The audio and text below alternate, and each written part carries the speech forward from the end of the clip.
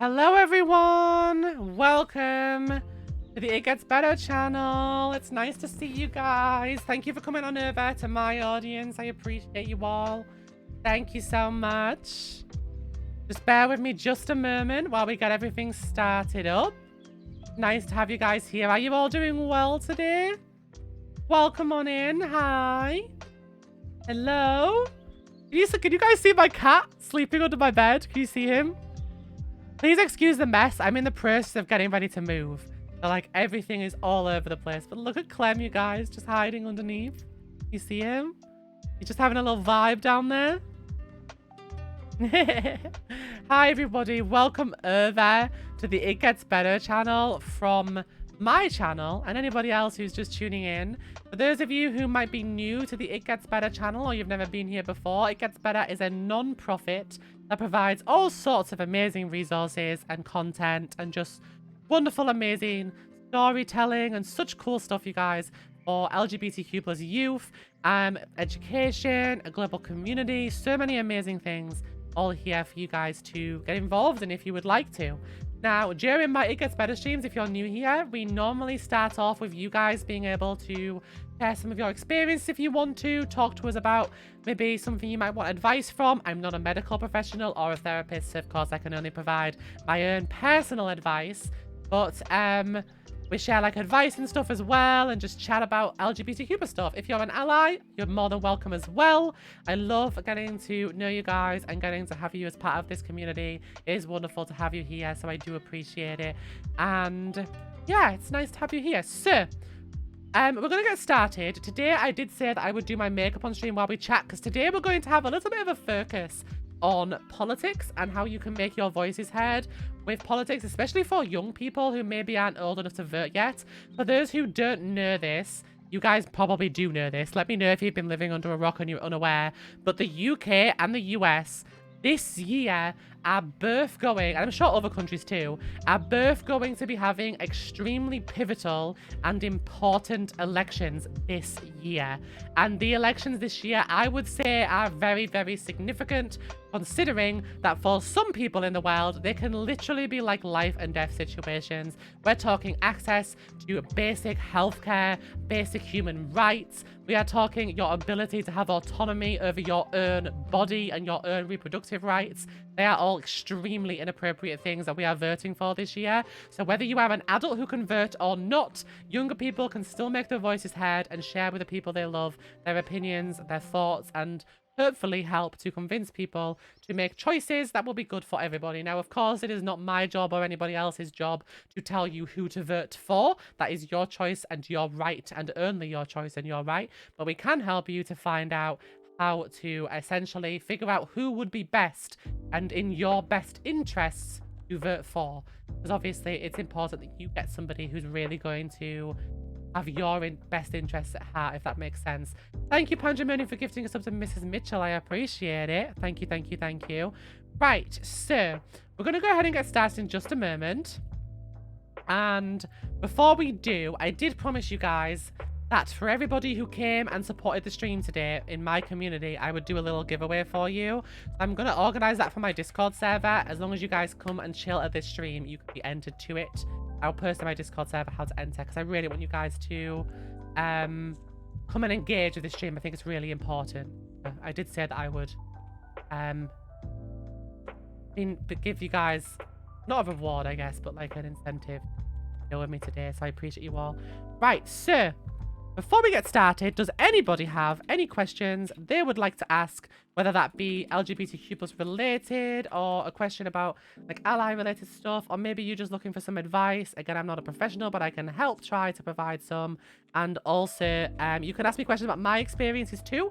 I do, obviously, as you guys know, post vlogs talking about on my vlog channel my trans experience. We just did one about like estrogen and HRT and transitioning. If you guys want to ask me questions, this is an open space where I won't be upset or offended by your question. If your question is something I'm not comfortable answering, I won't answer it. I'll just say I'm not comfortable answering that and I just won't answer it. I'll give you guys a sec to just write those. And just give me 1 second.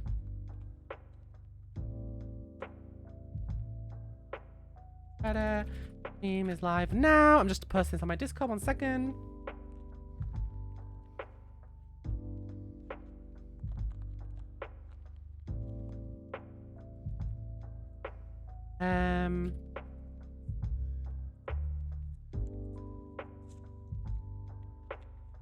One second, you guys.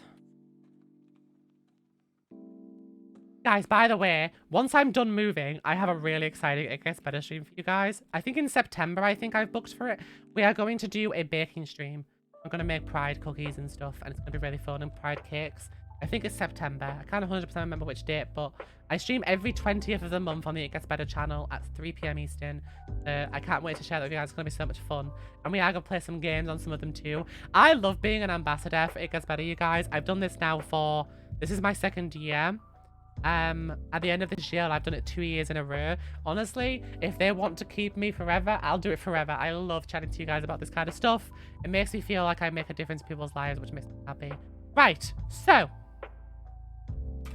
let's see what you guys are sharing, and I'll read your messages. We'll go through those first, and then I'll do my makeup, and we will chat a little bit about politics, which I know not everybody likes to talk about politics. Not everybody enjoys being essentially aware of politics, but I do think it's important, especially for LGBT people and women, especially because your body autonomy is constantly a threat, to at least be aware of what's going on around them. Right, so let's read some of these messages. So Ozzy said, "Hey B, I have a question. I'm trans female to male, though I haven't chosen a name yet, which I love my birth name, but it doesn't fit me for being a man, and I want to change my social names to my preferred name, but haven't yet due to being worried about others in my community struggling, plus not knowing what name is best for me. How did you easily open up about social medias you have? And how did you pick your name?" Great question. First things first, I want to start off by saying I picked my name because my mom picked it. My birth name started with a B already, and so my mom said, why don't we just call you B for now, the letter B, just while I was figuring stuff out. And I was like, let's do it. So I went by B for a while. Just lit it. Hi everybody, welcome to the stream. I just went by just B for a while, and then my mom was like, well, we're all used to calling you that now. So let's just call you B and turn it into a name. So we're like, okay, let's just add EA and make it B. But the rest of my siblings all have nicknames. Like my sister's called Megan, so we call her Meg. And Teddy's called Teddy, so we call him Ted. So they all have longer names. So I wanted to have a longer name. So we just went, okay, let's make it Beatrice. And B for short, and that's just how it went. As for the fact that you said that you like your birth name, if your birth name is not causing you any gender dysphoria and you're happy with your birth name, there is no need for you to have to change it, just to be explicitly clear. I mean, a good example is, I don't know about in America, but Dylan, for example, is usually not considered, at least in the UK, a feminine name. But when Dylan Mulvaney transitioned, she kept her name and she just kept Dylan as her name. I know people who have kept their names. I know people who have just changed the spelling. I have a trans friend who's called Taylor, who just changed the spelling of the name to I guess, I mean, Taylor's a gender neutral name anyway, but they just changed the spelling when they changed it. They kept their current name. I know lots of people who keep their name. You don't have to change name if you don't want to. You could change to one similar. If you've chosen a name you like already, then you should just go for it. Change your social medias, tell people, and hopefully those of that people that love you and appreciate you will just respect your decision. But if you don't want to change your name, you do not have to. If you genuinely love the name you have, then there's no reason why you can't just keep it. Lots of people gender bend names nowadays, not just trans people. There are lots of people with different names nowadays. I know that, for example, like Teddy was very commonly a male name, but I know plenty of women now that are called Teddy too. Like, you don't have to specifically change your name just to fit in better as a trans person, if that makes sense, if you don't want to. If you're happy with your name, then go for it. I really love my birth name, Monique. Many just call me Mo or Mern. I wouldn't mind keeping it. For a long time I used Alexander.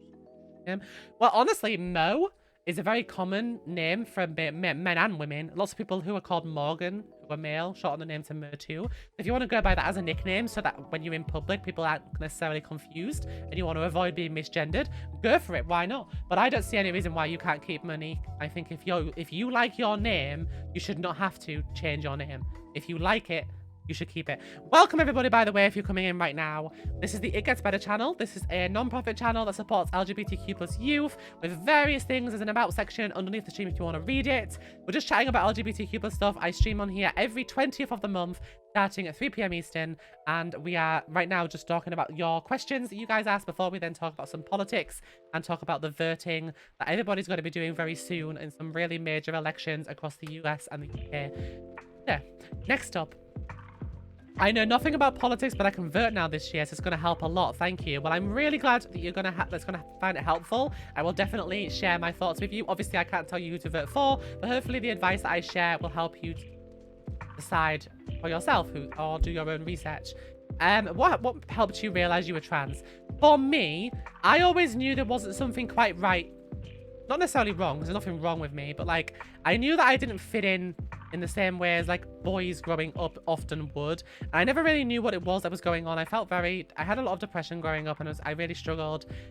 The thing that helped me to recognize who I was watching a YouTuber who was trans, and she talked about her experiences being trans, and I just realized that I related to everything she was saying and going through perfectly. And at that point, I think it just clicked in my head that I was like, my gosh, this is exactly what I'm going through. And I realized what I was experiencing, if that makes sense. It's hard to explain, but like, I just kind of knew from that moment when I realized that I wasn't the only person in the world going through these feelings. And that's when I sort of learned the word for what I was experiencing, if that makes sense. This has nothing to do with the stream, but I've become a game dev. Very exciting, Kirby. Congrats. I'm trans female to male, and I've been having problems telling people because I'm scared of what they will think. Can you help me?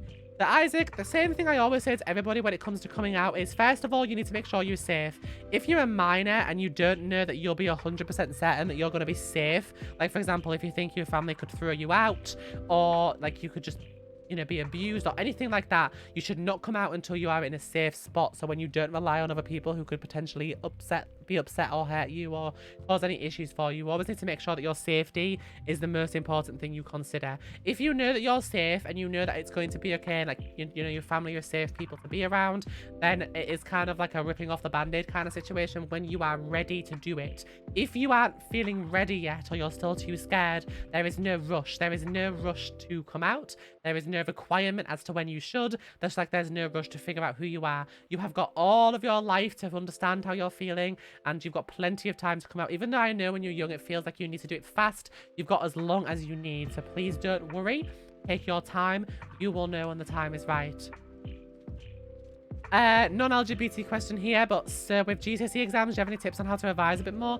I sucked at revising, total honesty, but go to any classes that they offer you, any after-school events if you're able to get to them and you can utilize them, I would. Any like lunchtime classes they offer you for revising, if you're really, really, really worried and you really want to revise, go to as much as you can. But also, stop letting exams like affect you to the point where it's, because I know you've told me before that you're super, super stressed.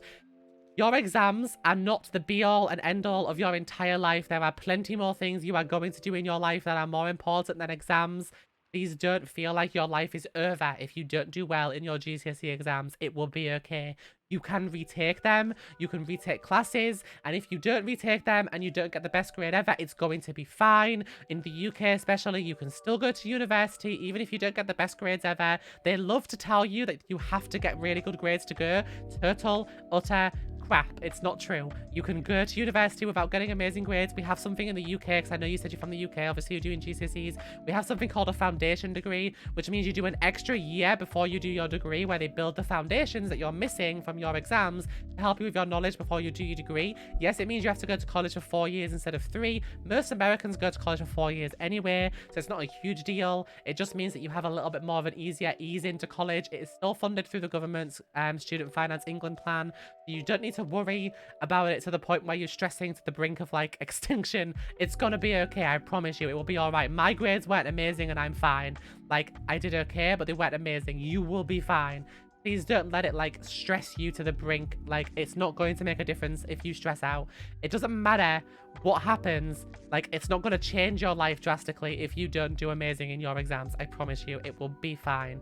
Don't like get super overwhelmed. You will be okay. All anybody can ever ask for from you is that you do your best. If you know that you have done your best, that is all you can do. And you should be proud of yourself for that, regardless of what grades you get in the end. Just to make that explicitly clear, it does not matter what grades you get, as long as you know you have tried your hardest and done everything you can to succeed. That's the most important thing. All right, let me read the next one. I just got diagnosed with POTS today, so I'm just watching your stream to make me feel better. I know this diagnosis was coming, but it's hitting really hard because I really thought I was mentally prepared for it, but I guess not. Sending you lots of love, Elle. I promise you, we'll get through it. Just keep pushing forward. I hope you have some people around you that can spread you love and joy. But in the meantime, welcome to this channel and to my own. Of course, I know you're already in my community. You're more than welcome. Hopefully, we can rally around you to help make you feel happy. Hi, everybody, by the way. Hi, Alexa. Hi, Valentina.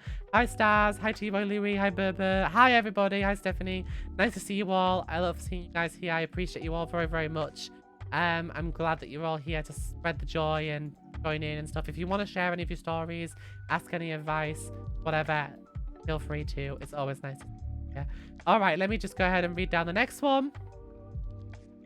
I'm proud of you guys. Thank you, Flowers. It's really sweet of you to say. Let's talk about something that happened to me this morning. It made me really sad. My cat passed away. I'm really sorry to hear that. I wish him the best in heaven. Me too. The one and only Moonstone. Thank you so much for sharing that. And I'm so sorry that you're struggling. I can't imagine how difficult that is.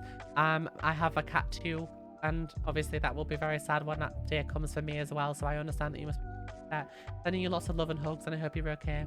In America, the name is good for birth, but typically Dylan is female and Dylan is male. Interesting. I've never met a single female called Dylan in the UK. They're always boys. But I think that more power to you. Call yourself whatever you want to call yourself. I mean, go for it. Who cares, you know? I know plenty of trans people who don't change their name. In the UK, it's kind of complicated. Let me explain. In the UK, you have to satisfy a requirement in order to get your gender recognition certificate. For those interested, I transitioned when I was 16. I'm 25 and only just got my gender recognition certificate, which changed my legal gender in the UK. Getting it is so stupidly complicated. It's like the most ridiculously overcomplicated process ever, and you have to satisfy requirements. So it's so dumb. And one of those requirements is that you have to prove that you've socially transitioned. It's the dumbest thing ever.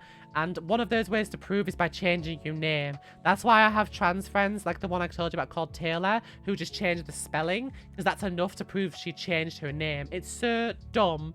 But like, if you don't want to have surgery, most people have to change their names to satisfy the requirement. It's literally the dumbest thing ever. Like, it's so stupid. But if you're in a place where you don't need to change your name and you're happy with your name, no need to. You do whatever makes you happy. It took me 3 times to find my preferred name, and I'm happy with it now.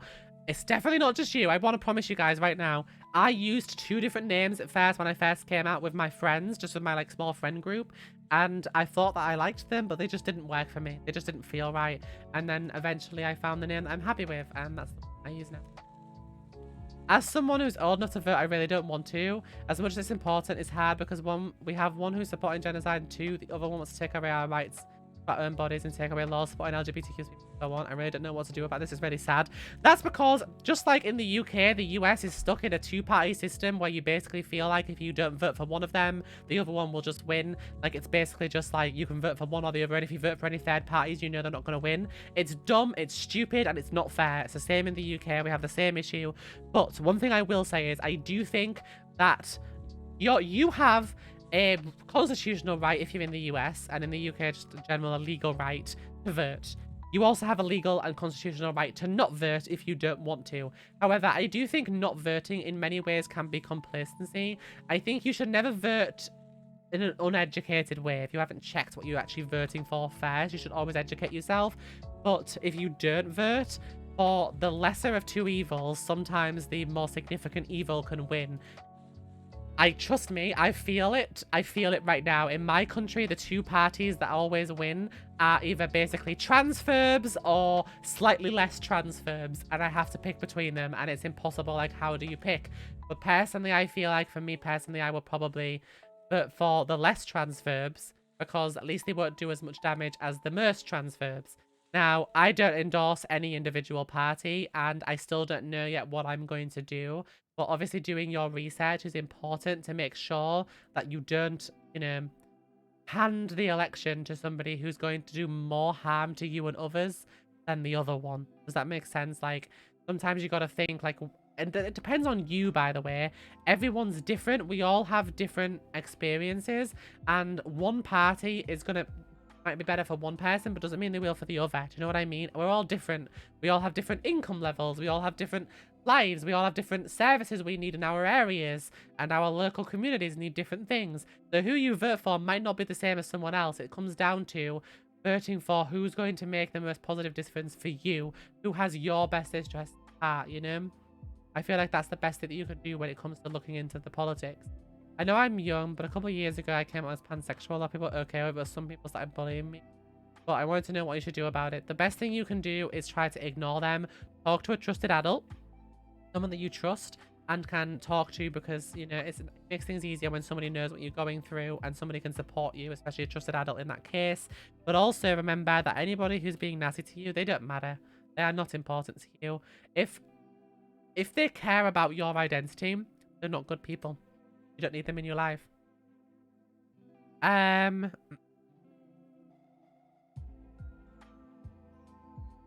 Only question about my gender at the moment. I'm out as gender fluid, but I'm starting to question if I'm trans. So trans is an umbrella term, so gender fluid people are usually considered trans as well, but I assume you mean like trans female or male, like straight to the opposite is what I'm assuming you mean. I've always felt masculine, but at the same time I feel like feminine. I don't think my parents would like me if I was.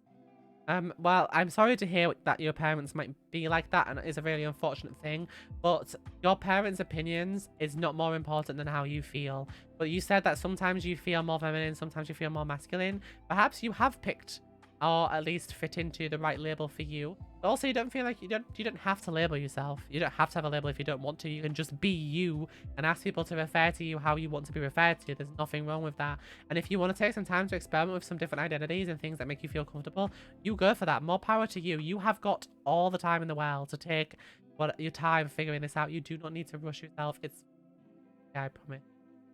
My mom is highly homophobic, and I think I'm a. Should I tell her, or will it?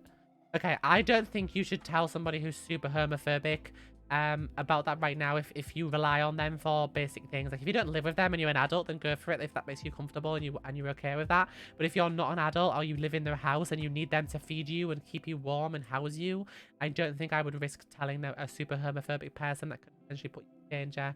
I would probably wait until you're a little bit older before you do that. When I came out as trans to my family, they didn't take me serious. As soon as I hit 18, I began HRT because I'm allowed to make my own decisions and they can't control me anymore. I advise this to others too. Stay strong. Don't. I know who you are and want what you want. Don't give up. Yeah, exactly. Just hold on a little bit longer. I know when you're young, it feels like you have to figure it all out right away and push yourself to figure all this out really quick. But I promise you, there is no pressure. There is no rush. Take as much time as you need to figure out who you are. There is no reason for you to feel like you have to, like, rush yourself to figure these things out, you know? I was just wondering if it was scary for you growing to graduate in secondary school. Graduating fairly soon. Quite scary for me. I mean, school is scary. Yeah, I think school is scary for everybody. I wasn't out at school. My teachers knew, but I was forcibly closeted by one of my teachers, which made life quite difficult. But in general, people were mean at school, but they were mean to everybody. They sort of bullied me for the same reasons they bullied other people, you know? School sucks. Like, I did not enjoy being a teenager at all. And I am happier as an adult. Although finances aren't fun either when you're an adult. But, like, I am much happier as an adult now. I think that the best thing you can do is just remember who you are. Remember what you stand for. Remember who... Good person. And don't let those people bring you down. Just keep pushing and you'll be okay. You'll get there in the end. And one day you'll never have to see those people ever again. Trust me. Nothing brings me greater pleasure than knowing I never have to see any of those kids' miserable faces ever again who were mean to me at school. Not sure what to do because I'm a minor, but my mom outed me to everybody and then I started getting bullied by people. I haven't been able to go to school for 7 months. My season next I don't know what. I'm just really low at the moment. Well, I'm really sorry to hear that your mom did that. I'm really sorry to hear that you've not been able to go to school. The best thing that you can do right now, I think, in my opinion, again, I'm not a professional, but in my opinion, it would be, you know, to process the things that you're going through and push your own thoughts right now. I think right now things are really tough for you, and you shouldn't stress about, like, not the fact that your GCSEs are next year and that you're not at school. When you go back to school or whatever system they put in place for you, they will give you support packages. They will help you. I had a friend at school who was off school for 10 months because he broke his leg really severely and couldn't go back to school. They gave him a really solid support package. They helped him out. They got him through his GCSEs and the papers that he did. They will help you to work through it. Trust me, it's in the school's best interest to make sure you get good grades. So they'll put things in place to make sure that you can be helped. Plus, a lot of teachers and schools genuinely do care about your education and want to help you. I wouldn't worry too much about it. It will be fine. How did you know your sexuality? Well, it's kind of hard to explain, but well, I don't know. I guess some people it's hard as a process because it takes longer to figure it out. But for me, I just knew I liked boys and girls. That was just quite, you know, I was just attracted to men and women. I just knew growing up that I was attracted to men. Like, I just knew. I don't really know how to describe it other than I just knew. I feel like some people just know. Some people might take longer. I think sometimes when you're dealing with some of your own unacceptance in your mind, sometimes it can limit figuring it out because you convince yourself in your head that you shouldn't be that way, but that's not true, you know? I think I'm bi, but I'm confused at the moment. I don't know how I can figure it out. Again, take your time, Mina. There is no rush. Just exist. Just live your life. Just be yourself, you know? Just go through life and eventually you might figure it out. And if you don't, that's fine too. You have no rush. You don't have to figure these things out now. You don't ever have to label yourself. The best thing I think you can do is just let yourself love and let yourself be loved by others. And you'll understand who you are and who you love and who you want to be with eventually. It's not that important, trust me. It's okay. I mean, it's important because you want to know what your identity is and you want to be able to, like, your identity is an important part of you, but like, you don't need to label yourself by a certain time frame. Take your time. It's a process. Life is a process. Enjoy the journey, you know?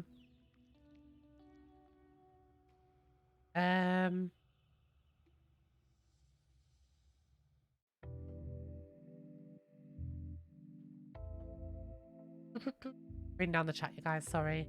Not exactly a question, but what's your opinion on the current LGBT community? My reason is that I feel uncomfortable within the community.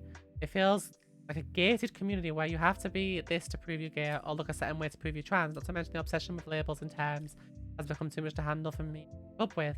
It doesn't feel like the same community I used to be in. Every time I try to talk about this with friends, I get called homophobic. Okay, sugars. First things first, if your friends are calling you homophobic because you're having like doubts or concerns or you want to talk about something, probably not very helpful for your friends to be that way. Like, sometimes it's helpful to be around people that like are going to be accepting of who you are. In terms of like the gated community thing, I can certainly say that I have felt that before. I've actually done a whole stream on It Gets Better about talking about whether or not you are trans enough. I had a friend growing up who was trans too, who said that you needed to meet all of these requirements. Like, you need to have surgery, you need to like have all these specific things that you wanted to be able to do. Like, if you didn't have surgeries, then you weren't really trans. And if you didn't do this, then you weren't really trans. If you didn't want to change your name, you weren't really trans. Or if you didn't hit this specific thing about yourself, then you weren't really trans. And let me tell you the same thing that my gender therapist told me when I talked to her about this because I was nervous. Only you get to decide who you are, right? Nobody else gets to decide who you are or what you should be or how you should look or how you should feel. Only you know that. Only you get to decide how you feel, okay? Or only you get to feel how you feel. It's not up to anybody else to tell you how you feel or who you are. There's no such thing as being trans enough or gay enough or bisexual enough. You are or you aren't, and you know who you are, and that's it. That's as simple as it is. You know your identity. No one else gets to tell you otherwise. If you're trying to fit in with a group of people who are saying you're not allowed to be a part of their group because you're not gay enough or not trans enough, you don't want to be a part of that group anyway, because that's ridiculous. That's just silly. It's like, it sounds more like somebody trying to have like a power trip of sorts because they want to control who can be in the group and who can't be. There's no such thing as being trans enough. There is no such thing as being gay enough. You know who you are, and that's the most important thing. Stay true to yourself and don't let other people tell you that. I think I can say that, yes, I experienced that because I had that friend who told me those things, who said those things to me, and I experienced what you're saying about the gated community thing. But now I have friends that don't make me feel that way. I have friends that I know if I told them something about my identity, they would just accept that's how I feel and support me. I know that if any of my other friends in my group came out as non-binary or trans or gay or whatever, everybody else in that group would support them. Eventually, you will find a group of people who just support you for who you are and don't try to tell you that you're something else, you know? If you're not asking for advice, people shouldn't give you their opinions sometimes. I think there's a time and a place for them. And I think it's a shame that they just shut you down instead of letting you talk about how you're feeling. But honestly, I really do think you will find a group of friends eventually that makes you feel supported and loved the way you are. You know what I mean?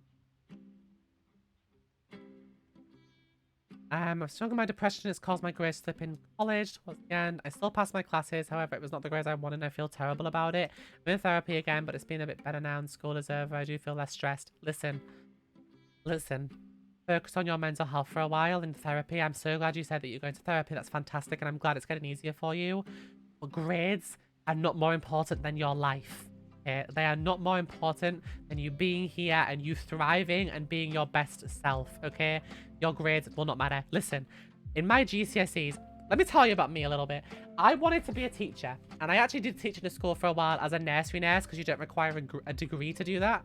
I wanted to go get my degree there after that, and I wanted to do language studies. I wanted to be fluent in Spanish, and then I wanted to start teaching primary school level, elementary school kids after I finished that. So I went to what we call college in the UK is when you're 16 to 18. Because in the UK you only go to high school till you're 16, then you go to sixth form or college to do something called A levels between 16 and 18. So I started my A levels in psychology, geography, business studies, and information technology, so like computing, so that I could then go on. You had to get good grades in those in order to then get into the course I wanted to go into in uni. The first year I struggled terribly with depression because of being trans, and I was being forcibly closeted by my teachers, and I felt really miserable. All my grades slipped. I went from my GCSEs in geography, for example, getting B's and C's in everything, and A's sometimes, to getting D's, E's, because we have those in the UK. And a D is not a fail in the UK. We have A, B, C, D, E, F, G, and then it's U, and that's a fail. So I got like E's and G's. I was like flunking out of school really hard when I was 17. It was really not great. It was terrible. And eventually what happened was I went for a work experience course at a primary school for a week, where you get like just do work experience voluntarily for free.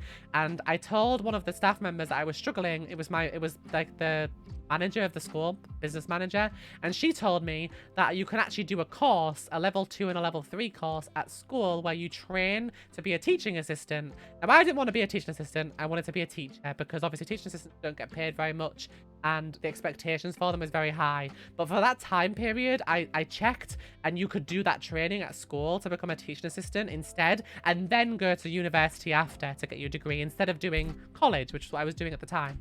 So I left after my first year, which means all of that whole year of my life, being 16 to 17, was totally wasted. I failed all of the qualifications. I didn't get any of them except for business studies. I managed to pass that one with a B, but the rest of them I failed.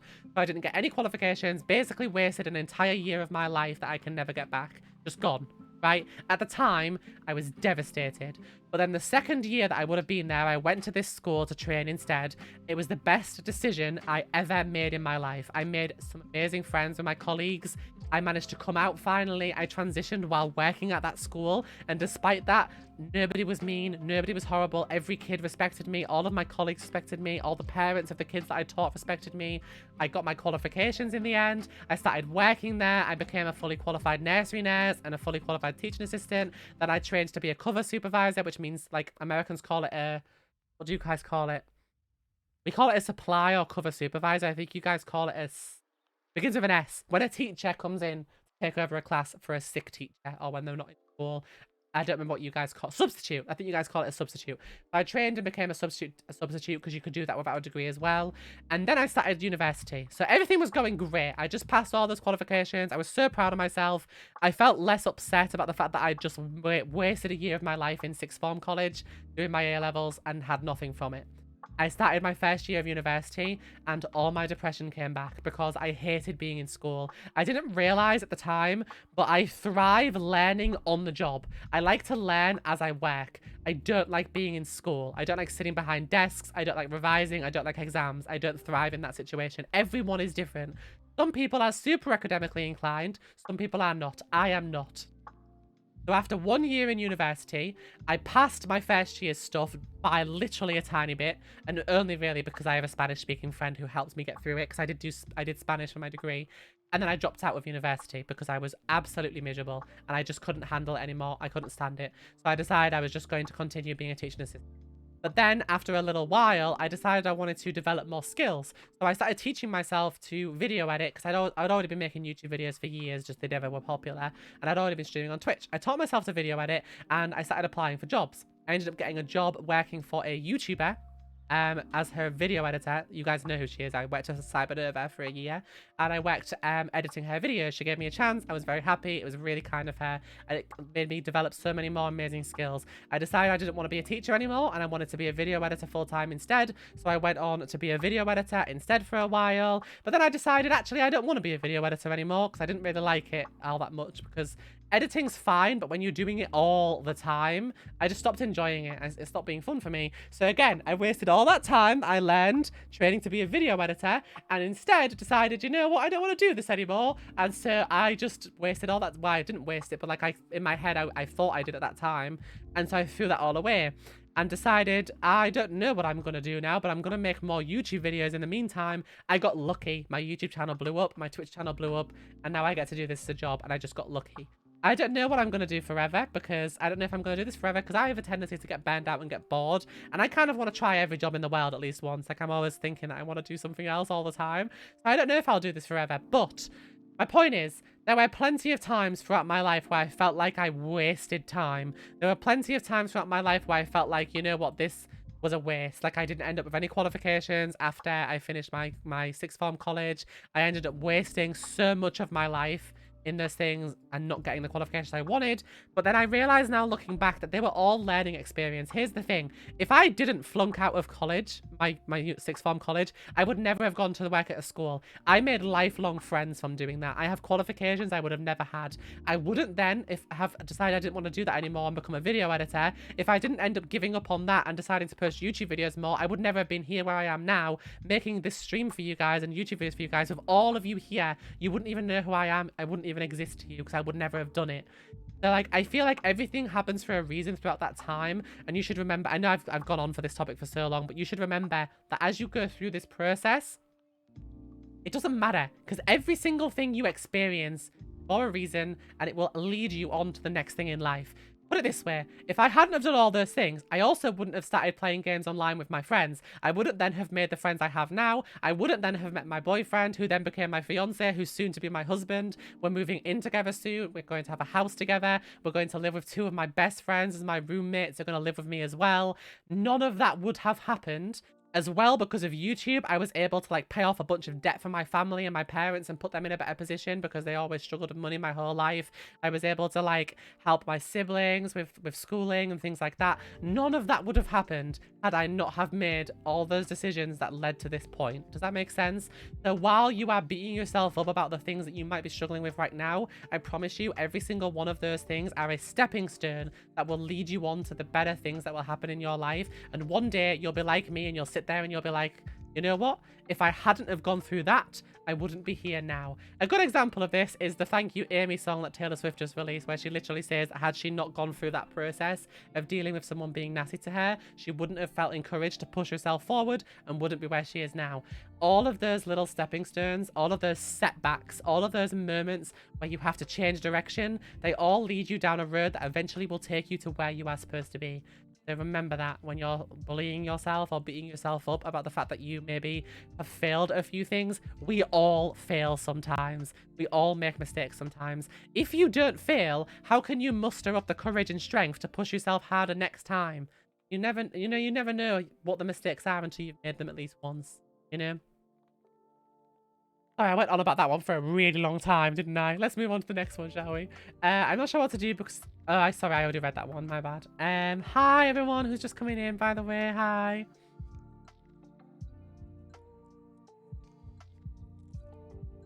Ashley?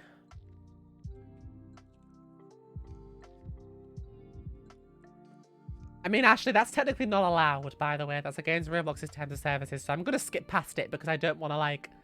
just something that's not allowed. I also don't want to tell you off for it.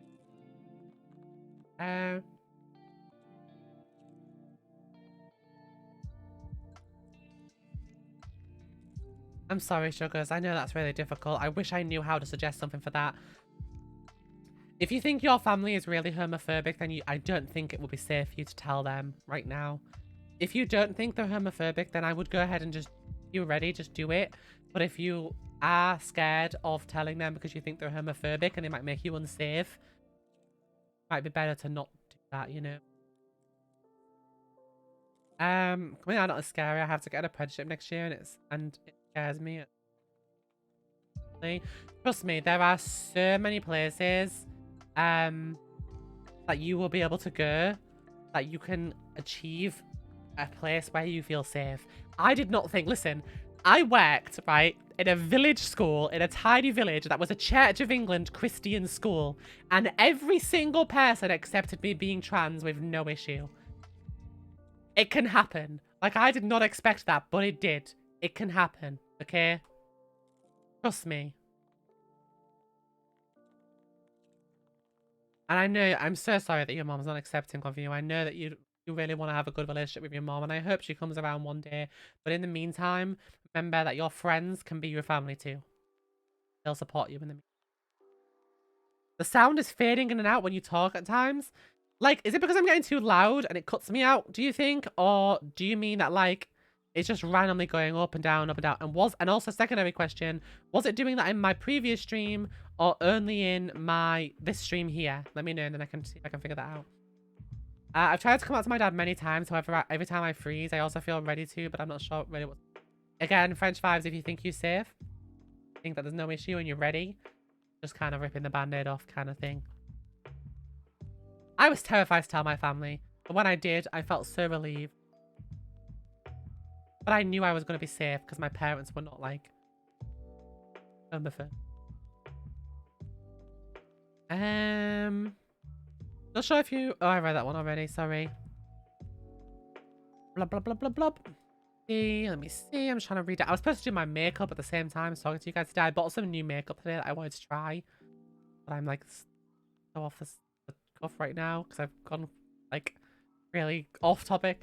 I accidentally slip up when it comes to pronouns. Is it bad that I accidentally slip when it comes to pronouns? I've always struggled with people's pronouns. I used to call females him and males she, her, just because I forget. Some people take it really personal. I feel really bad. Great question. People ask me this a lot about, like, what they should do if they get the pronouns wrong. If you get someone's pronouns wrong, simply all you need to do is say, sorry, correct yourself, done. That's it. Don't make a big deal out of it. Don't, like, oh my gosh, I'm so sorry, I feel terrible, I feel terrible. Like, don't go over the top because it just makes it often makes the person feel, like, really othered. It makes you feel like you're different because the person feels the need to now apologize to you a million times, make a big deal out of it. For me at least, the best thing you can do is just apologize and correct yourself. If someone says, like, say if my dad occasionally might say he by accident, but he'll just correct himself and apologize because I told him that's what I want him to do. The best thing you can do is just correct yourself and apologize, and that's it, and then just move on. You don't need to... It doesn't make you a bad person to do that accidentally. I have a couple of friends who recently switched to using they, them pronouns. Oh, follow a girl. Thanks, guys. I have a couple of friends who switched to using they, them pronouns, and I occasionally slip up. A good example as well is when I play Overwatch, I sometimes slip up and accidentally, sometimes call the new Venture character in Overwatch, she by accident, even though it's they, them. Just correct yourself and apologize and move on. That's all you need to do. It's okay. You're not a bad person. The fact that you're worried about being a bad person probably means you aren't a bad person. I'm sorry you're experiencing the bad mental health stuff when it comes to, like, your maths as well, French vibes. Honestly, being a teenager is difficult. And I know that, like, it feels scary to, like, say, be failing a grade or failing a class. But like I said earlier, it's not the be-all and end-all of everything. I'm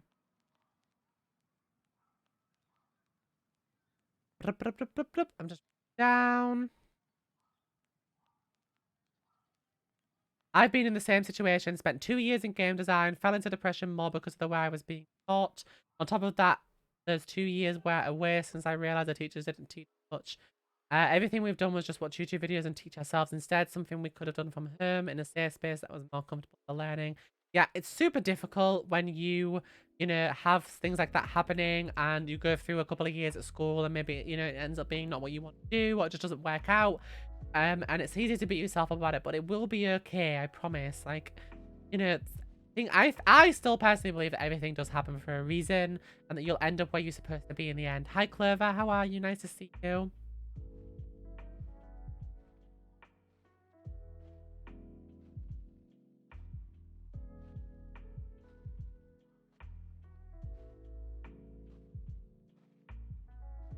Okay, so if you're trying to make an effort with your mom, Angela, and she's becoming aggressive and aggravated with you to the point where like she's being nasty.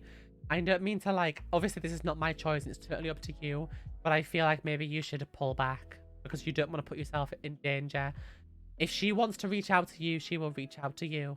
It might just take her some time, but if she doesn't ever come around, you do have people in your life, like your dad, who will support you. I know it sucks though.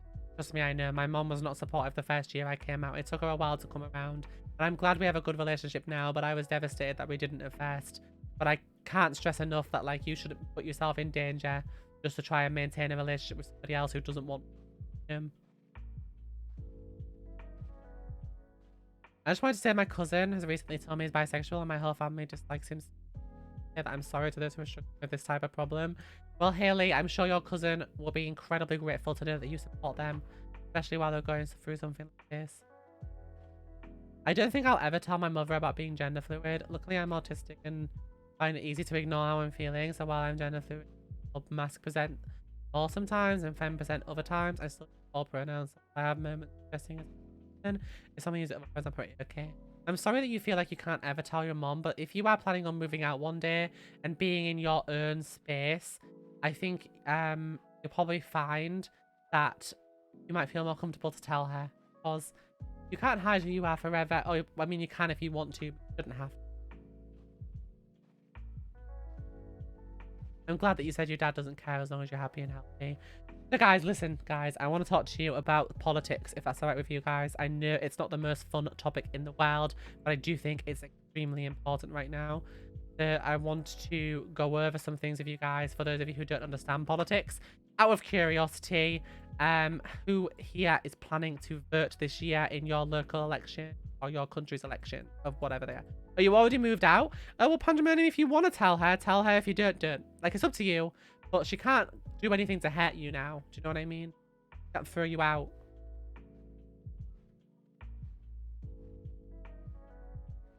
Now, if you are too young to vote, there are ways you can get involved still as well. Let me talk to you a little bit about politics if you don't mind. This year, you guys, is an incredibly important year. Probably the most important year since, like, 2016 that we are going to be voting in the US and the UK. And I'm sure other countries have elections this year too. The UK general election date has not been announced yet, I don't think, but they're assuming it's going to be in October. Obviously, America always votes in November. These elections, you guys, are super duper important, and I realize that politics to many people is very boring, but we're talking about people's lives here, and this is why it's important, okay? This year, you are voting for not just like the usual things like how taxes or services and things are going to be funded or changed. You are literally voting for people's right to their own bodies. You are voting for trans people's right to exist in their own country. There's their right to healthcare, your right to your own reproductive freedoms over your body, especially if you have a woman. There are so many things right now that are at risk as a result of the people that are running for office in both countries. And while obviously I can't tell you who to vote for, that is a decision that only you can make. I'm hoping that with some advice on how to properly research these things, I can help you guys to make the right decision. Now, if you are young and you are not able to vote yet, there are ways you can still get involved.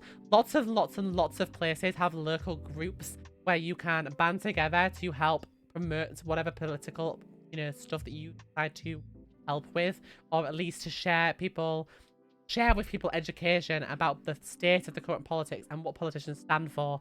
It's so common that lots of people, especially adults, maybe your parents, maybe your grandparents, or people just vote for the candidates that they usually vote for. Like if they are just a household that normally votes for this set party, they may just continue to do so.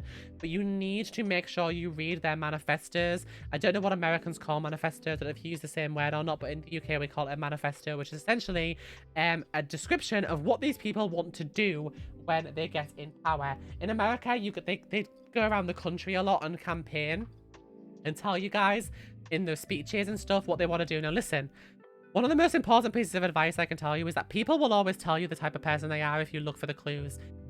Politicians will often directly tell you exactly what they're going to do, but people choose to pick out the nice parts and ignore the bad parts. And then when the bad parts happen, they're like, oh, well, that's weird, didn't expect that, even though it's very clear the type of people they are. You can look at the politicians' histories very easily. This is such an amazing tool, you guys. If you go online to gov.uk in the UK, or in the US, there is your own variant for your own state. You'd have to check for your state. You can actually check how your politicians have voted in every vote they have ever done on your behalf. Remember, when you vote a politician in, they are voting in office, whether that's in like Congress, the Senate, whatever in America. I'm sorry about my knowledge about American politics not being perfect, but in the UK, inside like at the House of Parliament and stuff like that, they are voting on behalf of you, because you vote the person in power to then hold your best interests at heart and vote on your behalf, right? You can check everything they've ever voted. If you want to go online and search for your like current like local politicians in the UK, for example, we vote for our local MP, and whichever party they're from, if their party wins in that area, then they get so many points or seats for them to then be put towards be the winning government for that general election. It's similar in America, where states have a certain amount of points based on the like local votes within each state, but for us we call them constituencies. Basically, you need to look at how your local MPs, or what do Americans call MP? Representatives, I feel like. We call them MPs, which means Member of Parliament. I think in America you call them representatives. You need to look at what your local representatives and your local politicians vote like in the past. If you've got people who are running again, whether they are Republicans, Democrats, Third Party, whether they are Conservatives in the UK, Labour government in the UK, Lib Dems, Green Party, whatever they might be, you need to check what they've voted for before. Because let's say, for example, you are somebody who believes that everyone should have the right to make their own decisions for their reproductive health. You can go and look and see a politician who might be in the party that you normally vote for, but they've voted against your right to your own reproductive freedom. That goes directly against something that you believe in, something that's important to you. You might want to check the other things they vote for and consider whether or not you really want to vote for that person, because you don't want to put someone in power who is literally going to negatively impact your life and the people who you love's lives, right? It's really important that you do your research about who you are voting for and don't vote blindly. Because when you vote blindly, you risk accidentally voting for someone into power who's actually going to negatively impact you, right? This is really important, you guys, because for example, it's very common for people of working class backgrounds, like my family, to vote for one specific party in the UK. But that party this year is definitely not representing the views of working class people as much, and in fact is quite anti-trans. So my working class family might want to vote for that party normally. My grandparents will probably just blindly vote for them if nobody tells them that they're actually voting for somebody who's anti-trans. The leader of that party might be anti-trans, for example. If my grandparents voted and contributed to them being put into power, they could then erase rights that are important to me, their granddaughter. Do you understand what I mean? You've got to make sure that you do your research and check. Hi, Ian, by the way, thank you. And check who you are voting for. But in addition to that, you need to hold, in your mind what's important to you, what you think is important for people to vote for you. What's going to matter for your life. Is reproductive healthcare important to you? Is lower taxes more important to you? Is higher taxes and better service funding important to you? Is trans people's right to basic healthcare important to you? Is young youth, like trans youth, for example, being allowed access to trans healthcare important to you? And mental health services being better funded important to you? You have to think about what's important to you, but also, in my opinion, you should also be thinking about the people around you as well. What can benefit a bigger majority of people? For example, if your views are that that, say, your country's current representatives or current politicians are actively doing something to someone else, another group of people, for example, that you disagree with or that you think is dangerous, then keep their rights and what's going to happen to them in mind as well when you're doing your voting. But the most important thing that I really think you need to do when it comes to voting is, I know somebody else commented this in the chat earlier, and they said that, for example, when they're choosing their parties, the two options they're choosing between are both not ideal. There is never an ideal political party. They always have ulterior motives, and there's always going to be things they vote for that you don't agree with. But sometimes you do have to consider which is the lesser of two evils. For example, if you think a party is doing something bad now, and so you don't want to vote them in, will the other party that could win then do something worse? So you have to think about that as well. You have to think about what's going to impact you and the people around you and the people you care about the most, and make sure that you vote for the people who have your best interests at heart. Now, again, no judgment from me on who you choose to vote for. You should choose, just like I have my legal constitutional right to vote for whoever I want to vote for, you do as well. But you should always make sure you are educated in making that choice. You should always make sure that who you vote for does have your best interests at heart. And I know it's hard because not a lot of politicians have many people's interests at heart. But there are good politicians out there, you guys. There are people who do care and do want to make positive differences. In my opinion, I will be making sure that I do research to find politicians and parties that support women's right to their own reproductive decisions for their own bodies, bearing in mind that they are their bodies alone to decide what to do with. I think they should have the right to do that. Secondarily, I am going to try and find politicians to vote for and parties to vote for who I can see a clear track record and clear proof that they also want trans people to be able to make their own decisions for their bodies and access basic healthcare that should be a human right for everybody to access. Thirdly, I'm going to look for people who want to make sure that women and minorities are safer in both of our countries and in this world, and have laws that are passed to protect those people. I want to see politicians that are voting to make sure that Black and BIPOC people are going to be supported and looked after and have laws passed that keep them safe in these countries as well. And also, another thing that I think is really important is people say that raising taxes is bad. Sometimes raising taxes is not good, especially not for working class people. Rich people don't pay enough tax, but that's a conversation for a different day. But I want to vote for a party who, if they're going to raise taxes, prove that they are going to put more funding into services. Here's the thing. Taxes are higher in the UK than they are in the US, but we have free healthcare. You know, we have services that are better funded. For example, therapy is free, and it should be, because everybody should be entitled to have therapy, whether you are rich or not. You should be able to have therapy. I think therapy is good for everybody to have at least once, and it doesn't cost to have therapy in this country. Yes, we pay higher taxes, but free healthcare and obviously subsidized healthcare and of course free therapy. You need to look at what your state and your country and your politicians are going to actually fund when it comes to services. For example, you can't complain that taxes are getting too high, and vote for them to be kept low, but then complain that the roads have too many potholes. Because if they don't have taxes, they can't pay people to fix the potholes. Do you understand what I mean? Like, you can't say, why doesn't my state or my local government fund enough services, but refuse to pay the taxes to fund those services? That makes sense? Those things are funded through taxes being raised. So you have to decide what's important to you. Is lower tax and less funded services important to you? Or is better funded services and higher tax more important to you? There are pros and cons to everything, by the way. Everything that happens, there's always going to be pros and cons to. You have to look into it, guys, and do proper research for your area. I would love to give you more specific advice, but every state in America is wildly different to the others. And the same within the UK, like England, Scotland, Wales, Northern Ireland, we are not all the same. Even our constituents, our individual counties and constituencies are not the same either. So you have to think about what your area needs. What do you need in a politician? What do you need in your representatives? What do you need them to do? What is important to you? And decide, you know, what you want to do going forward. Like I said before, I can't tell you who to vote for, but I do think that for me personally, I'm going to be making sure I find somebody who supports women's right to be able to have abortions and control over their own reproductive health care. I think that women should be safer and should not be having human rights erased and basic rights taken away from them. I think we need to fund better services for mental health. I think we need much better representatives when it comes to trans people. I mean, in the UK right now, for example, the NHS has just banned puberty blockers for minors, for example, which just sets us back years after we've made so much progress. They're passing a law at the moment, or trying to pass a law, or maybe they've already passed it, that requires every business in the UK to only build bathrooms that are specific, like separate sex bathrooms. There has to be a male bathroom and a female bathroom instead of a gender neutral one. This is a non-issue. This has never been a problem until now. It's purely out of spite to negatively affect trans and non-binary people. That's the only reason they are doing this, you guys.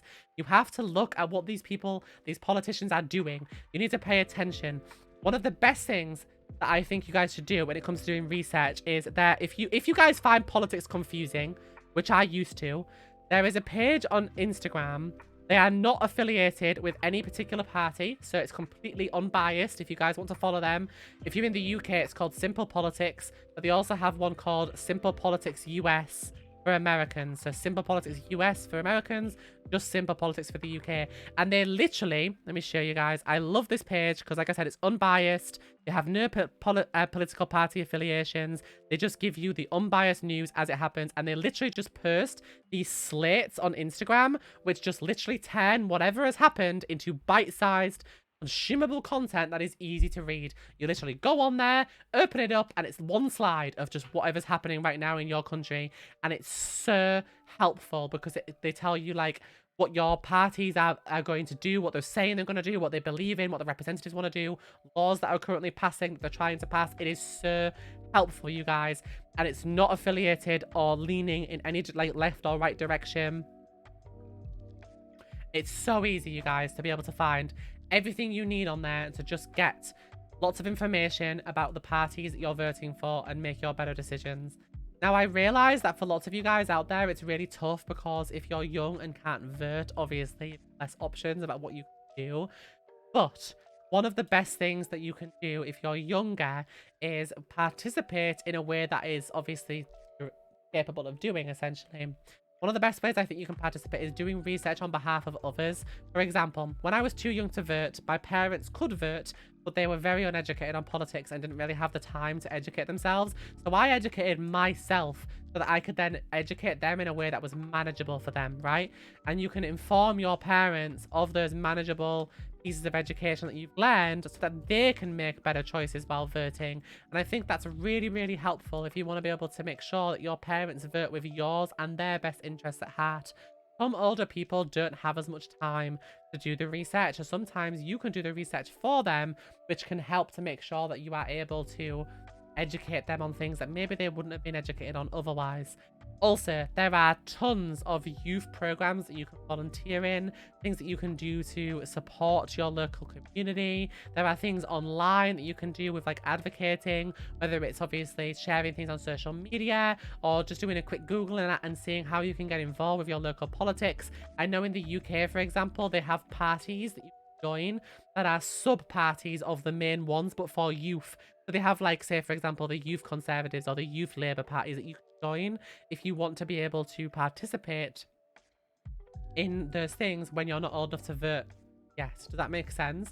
You're able to participate and have your voice heard and join in with, like, pushing for better education of politics without actually having to be old enough to vote, if that makes sense.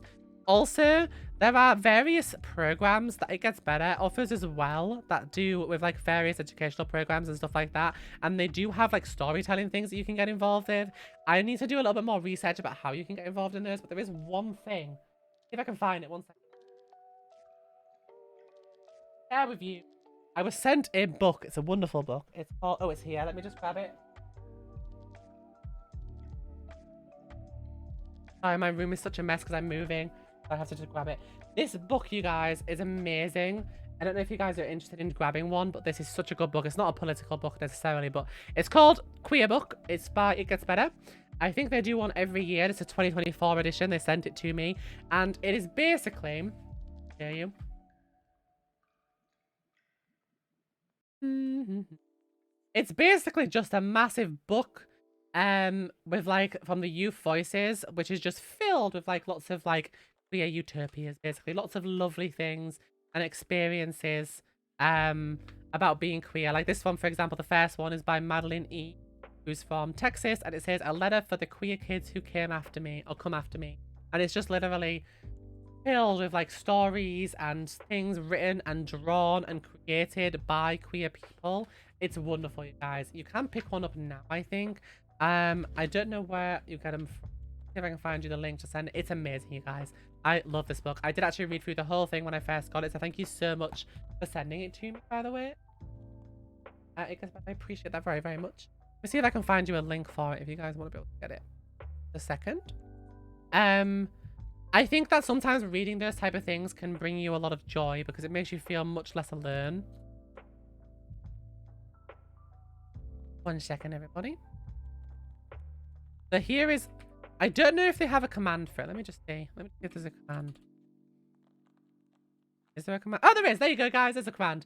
As you can see, queer youth ages 13 to 24 can submit your visual at photography poetry. Oh, that was when you could submit it, I think, for the queer book. So that's what I was trying to ramp up to. Let me see if I can find a... This is the link to actually get one if you want one. I just said it in the chat for you. Basically, guys, the queer book allows you to submit your stories and things like that, which I think is a really good way to get involved with sharing experiences. Obviously, they've finished the 2024 edition, but I imagine when the 2025 edition opens up, I'll be able to tell you guys if you join me on this stream, on the It Gets Better stream, when it comes up, I can share that with you guys so that you can check it out. But that's a really nice way to be able to get involved. There's so many programs, you guys, you can do to get involved. You can do fundraisers. You can do so many things to get involved with your local communities, with your local politics, with your local charities. There are lots and lots of options available for everybody that I think you guys could do a little Google for your area and you would find a lot of opportunities. I think that it's going to be a stressful year, you guys, as we lead up to political season, as everybody is going to be talking about politics, of course, and probably stressing a lot about who to vote for and things like that. But I can't stress enough that you guys need to do your research if you are of voting age, because you don't want to accidentally vote for somebody who is against you. Do you know what I mean? Like, you want to vote for somebody who has your best interests at heart. You don't want to potentially put yourself in a position where you could be negatively impacted. And yeah, my kitty decided to wake up now, as you can see.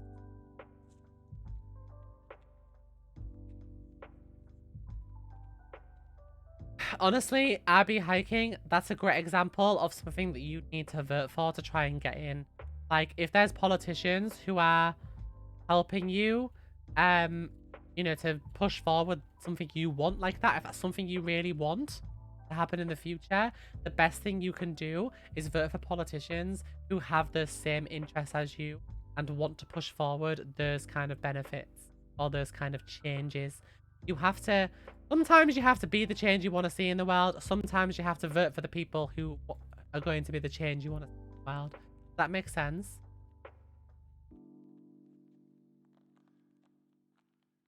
Oh, it is disappearing. Yeah, he's climbed back under. He just wanted to turn around, look. Climb back under and go back to sleep. As an indigenous person, I understand the struggle. We are still struggling to have our history heard, and we know that other more recognized are also being threatened. It really shows the government. Exactly, Thursney. Perfect example of why you need to vote for people who are going to keep your best interests at heart. A couple of weeks ago, I called my state legislators and demanded that the certain bill that would erase African-American history from school should not be passed. Honestly, I can't even fathom why the idea was even brought up. African-American having this even be an idea is so incredibly disrespectful. It totally is. The thing is, governments often want people to be uneducated because it makes it easier for you to vote for the people whose policies are wildly ridiculous. Like, the less educated you are, the more the government can keep control. Like, parties can keep control because then they can spoon feed you whatever they want you to believe and you're more likely to just trust it, right? The best thing that you can do to avoid that, the absolute best thing that you can do to avoid them being able to do that to you, is to vote against those people. Like, don't vote for people who want to erase those type of things. That's sort of like the secondary best thing. The best thing you can do is be educated. They don't want you to be educated. Navy players, thanks for gifting a sub to Daff. I appreciate it. They don't want you to be educated on these topics because dumb people vote for whatever they're told to vote for a lot easier. They want you to be uneducated, right? And be uneducated people are easier. Well, that's like what they think anyway. It's easier to convince them to vote for whatever they want. The best thing you can do to fight against that is be educated, is do your research, is look into those things. It's really important that you do your research and find out about what you need to find out about, essentially, so that you can make sure that those type of things don't happen. Like, you guys, there are so many anti-trans bills that have been passed in the last couple of years, especially in the US, and now it's happening in the UK as well, and it's just silly. The best thing you can do is make sure you vote for people who don't want to pass more of things like that. Look at their voting history. You can see the voting history of all of your representative and legislators online. You can look into what they've voted for in the past. Do not let them trick you into believing that they are keeping your best interests at heart whilst actively voting against you and your freedoms. there any websites you would suggest to use to look into these people? I'm in the USA. Give me 1 second.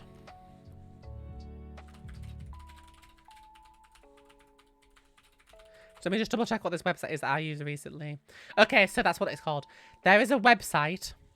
So this is for the UK, but let me see if I can tell you the US. Give me a second. I'll see if I can find the USA one. 1 second. So the US Senate government website shows you how your congressional votes went by going to senate.gov. Give me a second. You can see how your House of Representatives, how the representatives voted by going to clerk.house.gov.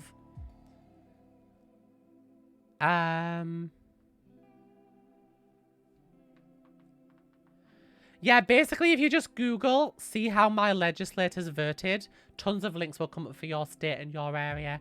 If you're in the UK, you can go to theyworkforyou.com, and that literally has everything. How the House of Lords vote, how the MPs vote, every debate they ever have. It basically shows you, like, how they vote in everything, and you can find out very clearly through their profile, like, what they've voted for in the past. You can see their social medias. You can see the things that they say online. Because sometimes, you guys, not just their votes are important. You should also check the kind of things they, like, tweet or post on Facebook and things like that. Because sometimes they might not vote for certain stuff or might not have a record of voting. But their social medias will usually be pretty indicative of the things that they believe. If you go to the Members of Parliament website, you can find your local MP and see all their contributions and their stances on different topics too. Exactly, it's really helpful. Checking their social medias is really useful because they will often like and retweet stuff. Check their likes too. They'll often like and retweet stuff that shows the kind of opinions they have and might help you to decide whether or not you would like to vote for something like that. That's one of the best ways that you can find out the kind of stuff that they believe in, if that makes sense, because social media is such an easy place for you to basically just yap about stuff. Also, don't forget to look into things they've tried to delete or tried to make excuses for. Like, if they're like, oh, I didn't mean to like that post that was, like, anti-trans. Like, yeah, right, okay. If you didn't mean to like it, you wouldn't have liked it, you know? Who runs a political page like that and has staff that check that everything they do, and publicists and things like that to make sure that they don't do anything bad, but then accidentally like something? Don't trust stuff like that, you guys. Thank you so much for coming, Saki. Appreciate it. Sending you lots of love and hugs. Right, guys. We still have a lot of time left, actually. We've still got like 40 minutes. So is there any other questions, advice, anything else, stories you'd like to share? So we still have time. And if you have any political questions, feel free to ask those too. I looked to my local MP and happy to see they seem to have a lot of the same standards as I do. That's good. Unfortunately, my local MP does not follow a lot of the things that I believe, but they have won many years in a row, which means I don't think they can win again, so that's good at least. I'm not going to pick up the cat because he's sleeping, and he's going to be real annoyed if I do. He looks so comfy, I don't want to bother him.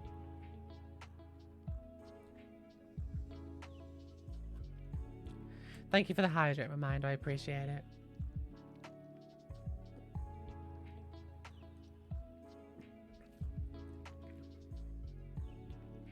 Give him phantom pets. Imagine if he just looked up now and was like, Mom, what are you doing? Okay. I'm scrolling up to see the messages I missed.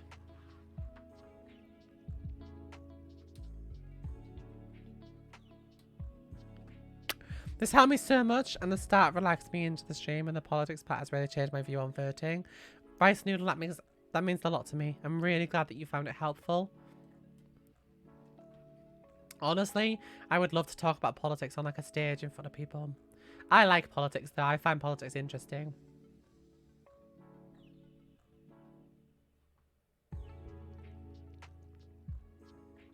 Vladilino, I don't know if you're still here, but I have been to the Netherlands before. I love the Netherlands.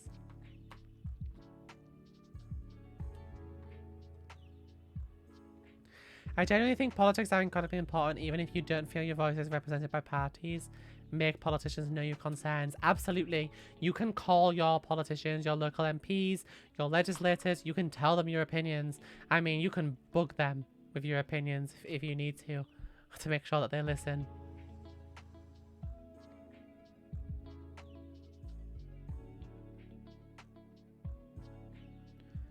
How long does in the UK have the Prime Minister for before voting? 4 to 5 years.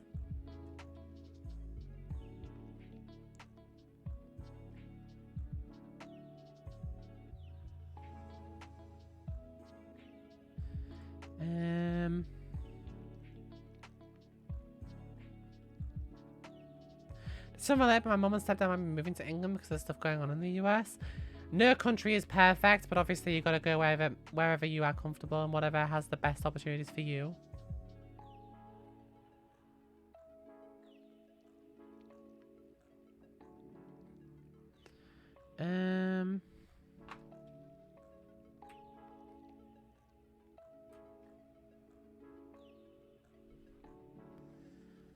Sorry, I'm just scrolling through the messages to make sure I didn't miss anybody. I never thought I'd be playing art class or listening to politics. Well, there's a first time for everything. Yes, Graveyard Boy.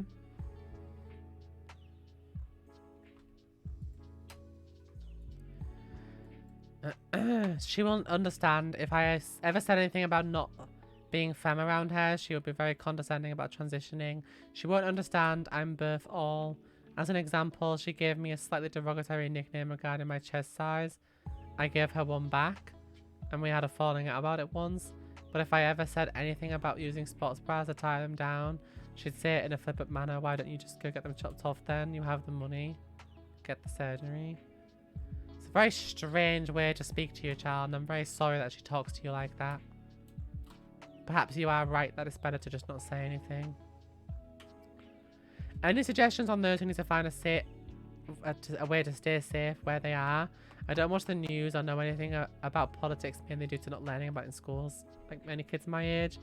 Yeah, I mean, staying safe in general is, some things are the same for everywhere, some things are different. You know, like not going out alone at night and walking around in the dark by yourself, especially not in places that you know that aren't necessarily safe, or, you know, making sure that you always have your phone and, you know, basic things of safety like that. If you mean in general when it comes to laws, the best thing you can do is stay educated about what laws are going to pass and try to make sure you call your legislators to tell them that you aren't okay with them, or if you want one to pass, then you can tell them that too. You can share your thoughts and opinions with them, and then voting to make sure that you don't get people put in power in your local area that are going to cause problems for you. Staying safe is just complicated. It all depends on where you are and type of place you live in, but generally speaking, just making sure that, you know, you have a support network is probably the best way to be safe, whether it's people who love you, family, friends, people who support you. So Prime Minister is like the president in the UK, kind of. We don't have like Congress or the House of Representatives or a Senate in this country, so the Prime Minister probably has a little bit more control over what happens in the country than the president does in America.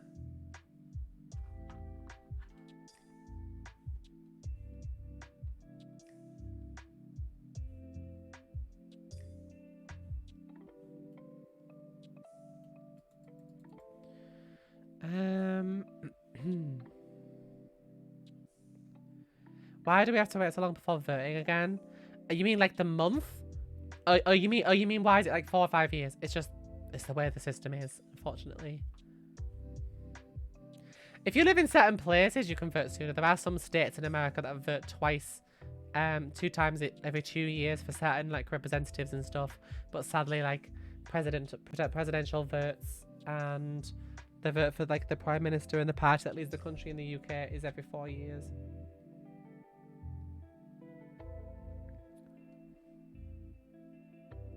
The date of the last general election is December 2019 in the UK, for anyone wondering. It feels like a lifetime ago. We've had that many prime ministers since then, because they all keep stepping down.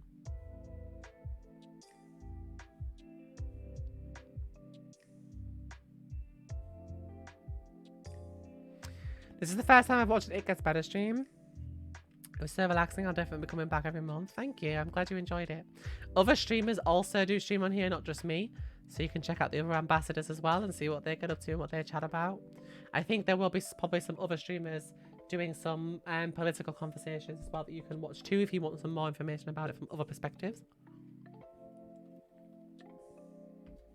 You know what, bros?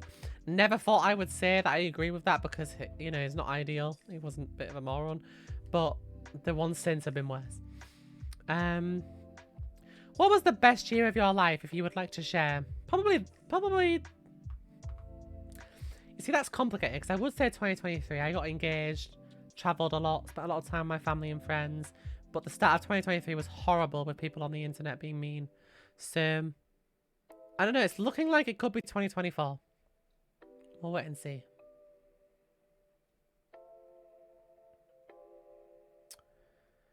Let me see.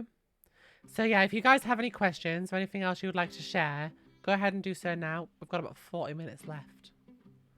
Also, I could still do my makeup on stream if you guys want. I was planning to, but I got so into it. I get so like excited about talking about these topics that I totally zone out and forget to do the things I said I was gonna do. I just get so into this.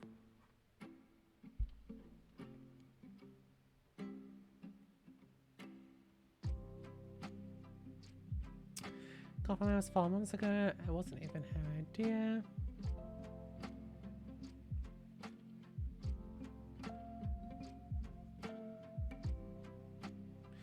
You know, Angela, there are pages online and forums and some Reddit pages of people who go non-contact with their parents. Because I know you said you wouldn't know what the first steps would be to, like, essentially not be in contact with your mom anymore, how to do it.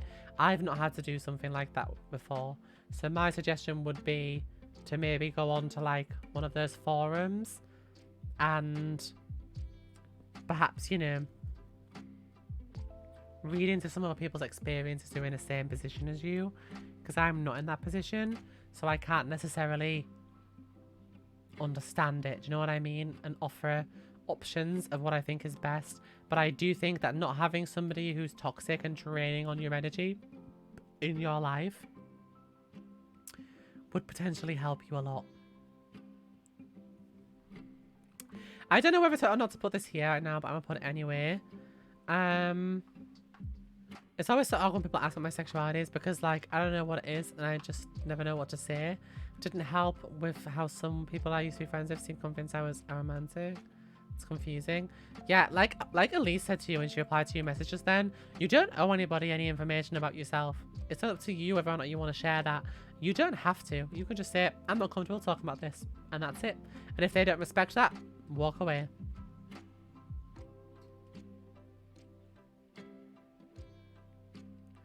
That's awesome, Pandemonium. I'm so glad that you're in that position. Do you have any tips on being a Twitch streamer? Yeah, I mean, it depends. Are you doing it for fun or are you doing it because you want it to be a job one day? Because the advice differs depending on those two things. I don't really know what to do with my parents. They're not that bad, but I'm too young to move out. My dad is quite toxic and doesn't believe autism is real. My mother outs me and told people I've tried to do these things for popularity points. That's very toxic. I'm very sorry, autistic person. I think the best thing to do right now would be to remember that you're not going to be stuck there forever. And perhaps wait to come out and things like that until you're in a safer place by yourself. I know that means you have to wait a few years, but it might be worth it to just reduce the stress that you're going to feel if you try and explain things to them, you know. Doing it for fun. Well, if you're doing it for fun, play whatever you like and just have fun. That's all you need to do. Just enjoy yourself, do whatever. When you're doing it because you want it to be a job one day, you have to care a lot about the type of, like, you know, content you make and how you present it and which platforms you're on and whether or not you use social media. It's all very overwhelming. But if you just want to enjoy yourself and do whatever and just make content because it's fun, then just do that. Don't worry about it. Just go for it. Just do whatever makes you happy.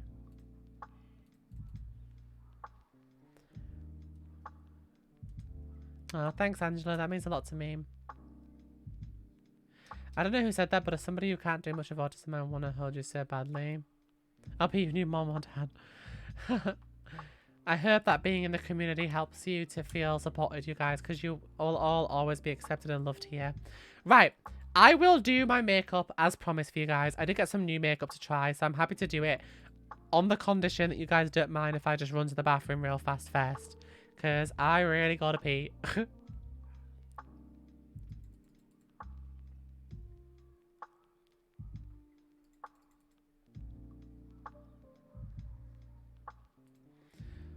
Okay.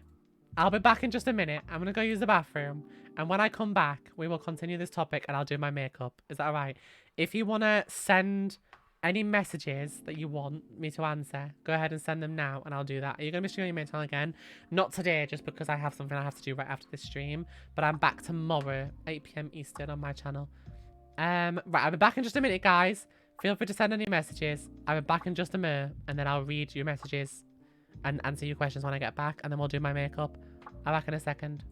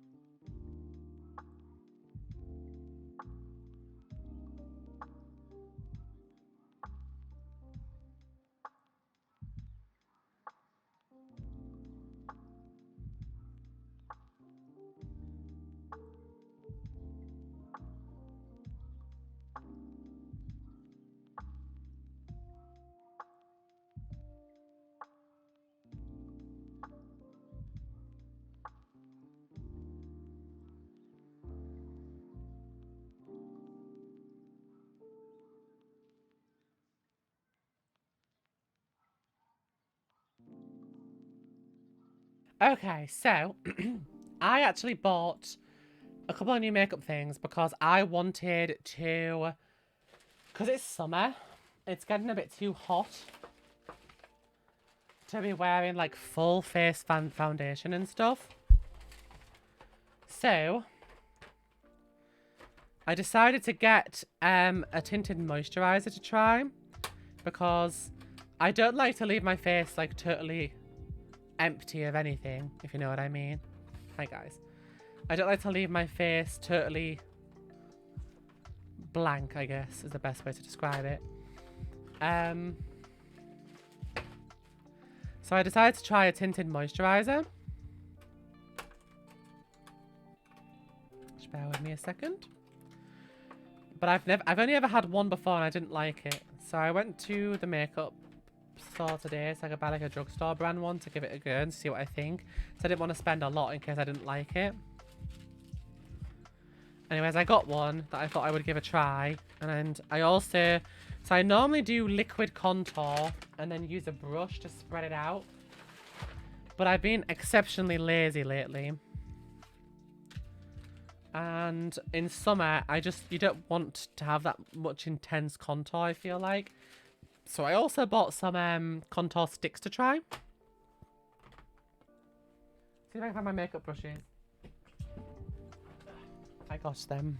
So I bought some contour sticks to try. The only problem is, when I was inside the store, I tried out this tinted moisturizer.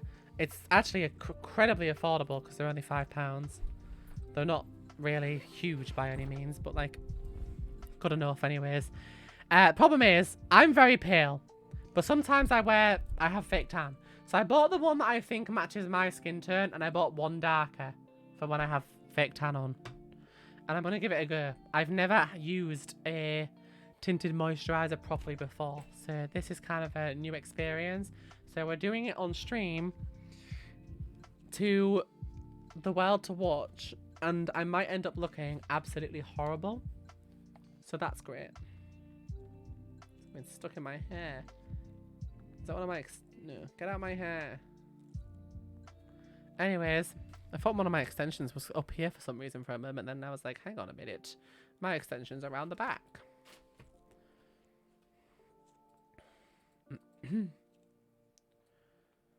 Okay. It feels so strange to be not having to be defensive, even though it's almost been a year since I moved in with my dad.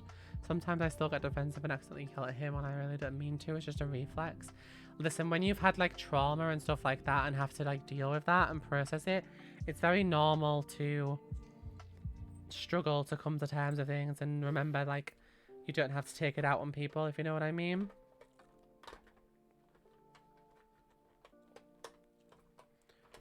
Right, let me put a little primer on. A little bit of an SPF primer. This is nearly out, so I'm going to have to buy some more. I don't like buying stuff again because it's too expensive.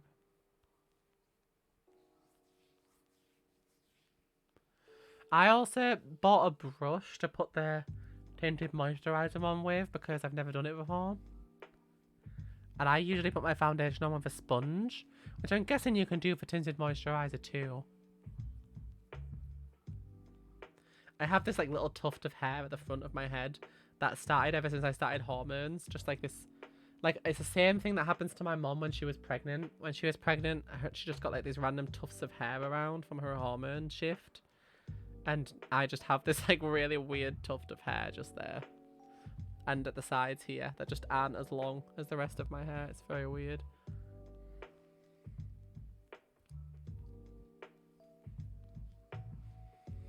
Okay. Now I think a lot of people actually put their tinted moisturizers and stuff on with their fingers, but I am not doing that because my fingers will go yellow. So we're going to give this a go, and it could be potentially horrible, you guys. This could be really bad. Is this the light one? Yes.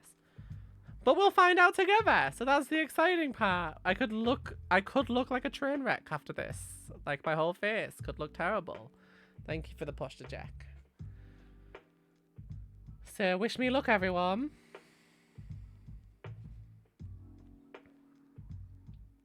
Don't know how much you're supposed to use, so I'll try not to use too much. Oh gosh, that looks like it might be really dark. I may have picked the wrong colour, but let's find out together. Is it meant to be that one? No. I don't know. It looks dark on my hand. Then again, in the camera, it looks the same as my hand's turned, doesn't it? Let's just find out, shall we? I don't have a mirror with me, so I'm going to do this on the camera and we'll just find out together. Okay, never mind.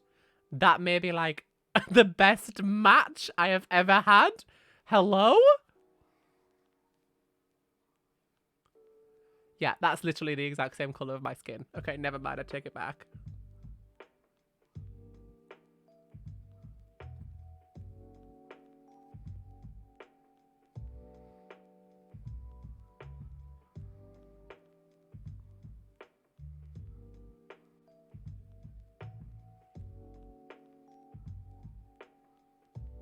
Now that was a lucky drugstore purchase, wasn't it? My goodness. All I did was rub it into my hand in the store because I'm too shy to ask the person what they think is the best match for me.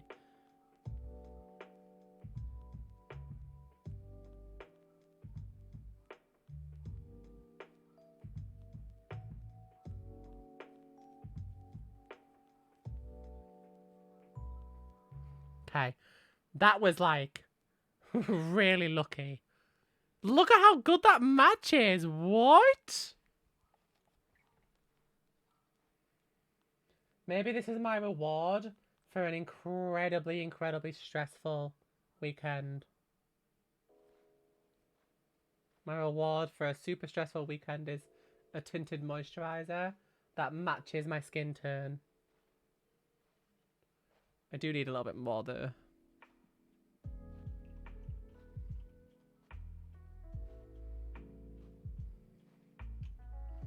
Okay. This is a big win if this works to just cover up like the blemishes.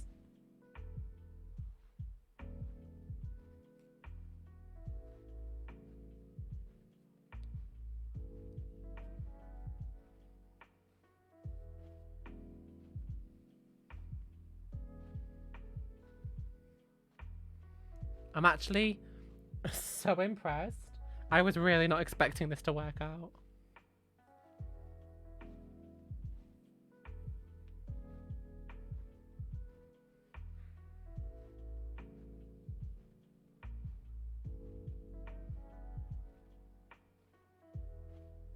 I got like a dewy one that gives you like a little bit of a glow, and I really do think it does add a glow. Look, it's covered like the redness that I get on the top of my head so well without having to wear like a really heavy foundation. It almost doesn't even feel like I'm wearing anything. It's really light. If anyone's interested, I don't think you can get this in America, but it's called Natural Collection by Boots. It's all like vegan natural stuff. That's the whole point of it. I have really sensitive skin, so I don't like to wear stuff that's like not like really gentle. And I find that vegan stuff is the stuff that I'm allergic to the least. I am so impressed. I feel like I don't look different. The only thing is it just covered the blemishes easily. Like the redness is gone. I am so impressed. Let's hope the other products I bought are as good as this. Can we? Everybody, I need you all to hope for me. Okay. It's perfect match and it's vegan. Yeah, it's vegan, 100% vegan. And the packaging is made from recycled materials and not tested on animals. So, lots of yays. Right. Let's try the chisel sticks, because this is going to be like where we really get to see if I like it or not, because that's important. The chiseling is important to me because I like to wear contour, but can't be bothered to contour every day. Sorry, I missed your message. And another question. I'm obviously part of the LGBTQ community, and I want no hate or rude comments. I don't normally say that I'm part of the community. You have mixed feelings about... Oh, you have confusion about neo-pronouns. I mean, there are lots of opportunities out there and places where you can research about them. I didn't find it easy to understand at first. But the more you look into it and the more you read into these things, the more you'll learn to, you'll understand other people's experiences. The way I see everything in life is if somebody is doing something that doesn't hurt me and doesn't affect my life, then there's no need for me to be against it. Do you know what I mean? There's no need for me to try to limit them. As long as you're not hurting anyone else or affecting anybody else's life the way you choose to live yours, then what does it matter, you know? Should I wear blue, green, or pink dress tomorrow? I love green. So I'm always going to pick green. Guys, I can't wait to have a dressing table again after moving, because like all my stuff is just rammed into a bag right now. That looks like it's going to be way too dark for my skin. This is meant to be the dark contour, and that's the highlighting one. Let's find out together. I said if it turns out to be a disaster, that we would find out together. Oh, actually, maybe not. Oh, wait, I just did my cheeks totally different levels, but oh well, it's fine. I'll just do this one up a bit.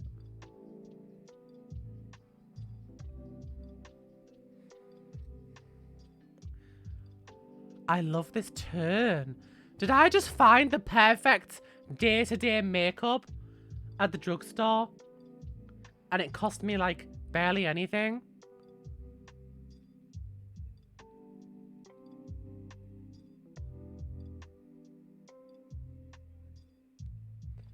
Because, like, I'm just sick of... I used to always wear, like, a full coverage foundation and... like really intense makeup because I'm being underconfident, but I'm trying to be more confident, which is why I'm trying to wear like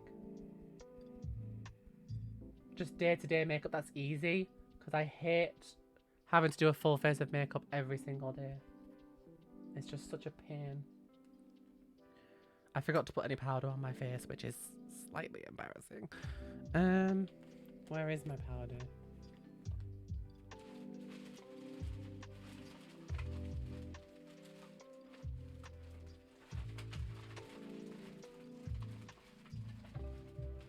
I can't find where I've put it.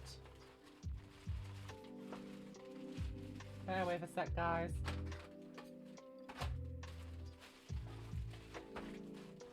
Ah, found it. Okay, so...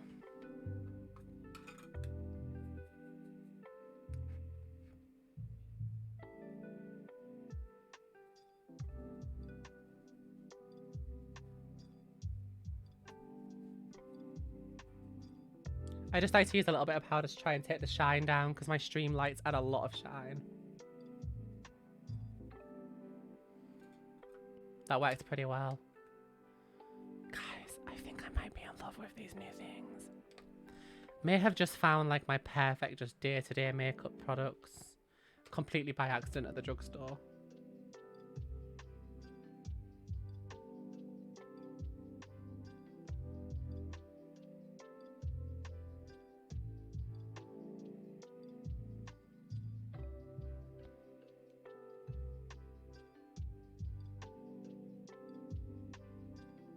The fact that I'm just using a mirror as well. I mean a camera and not even using a mirror.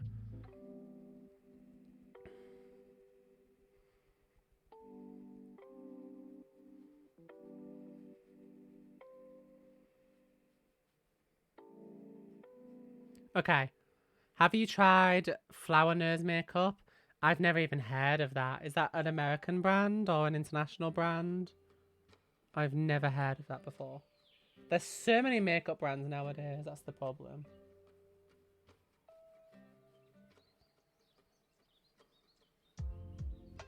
My baby hairs are so annoying when I'm trying to do my makeup. Look at that.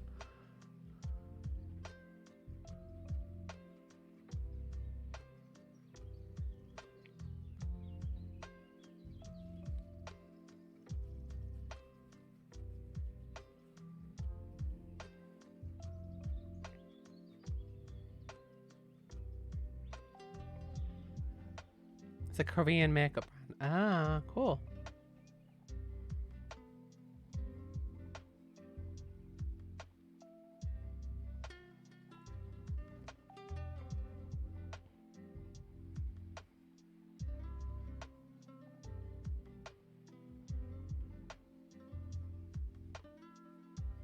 Yeah, I've never heard of it or tried it. I have to be really careful too because I have really bad skin allergies. So I have to be really particular about what I try.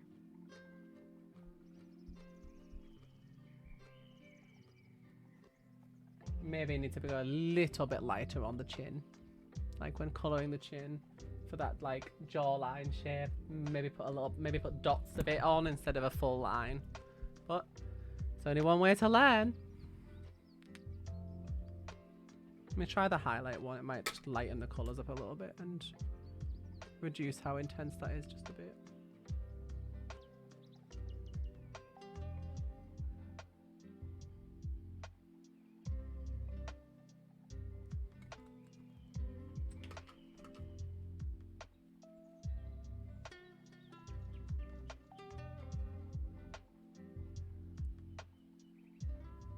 Yeah, if you Google neopronouns card, it should come up pretty much first, and it has some really good and useful information about neopronouns on there.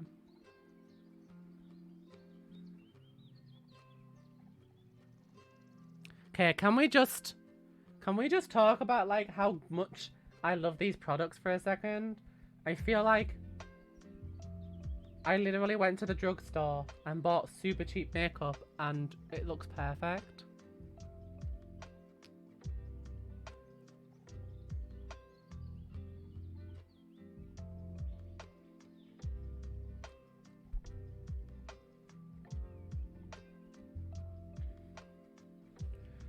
Like, for literally a super cheap purchase, I am pretty impressed. Now, I did also buy, just in case I wanted it, I did also buy, where's my angled brush? Cannot find it. No. Must be in a different bag. That's fine. I'll just use this one for now. I did buy a bronzer This is the light one. The camera does not make it look very light. But I did buy a bronzer in case I just wanted to just bronze the cheeks just a tiny bit more.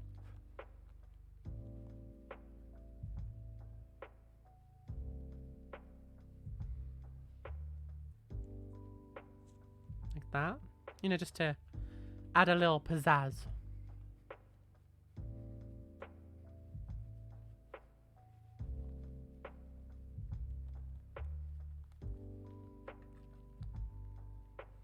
I'm actually like really happy with this right now. You guys have no idea how long I've wanted to just find like a really nice, easy daily makeup that I can do just like super simple. I need like a mirror or something if I'm going to do this part. I don't want to get up and get a mirror, so I'm going to use my phone. Give me a sec. Give me a second. Okay.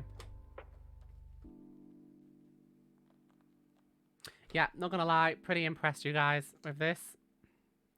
Also means I can save my full foundation for stuff for when I actually need it for stuff.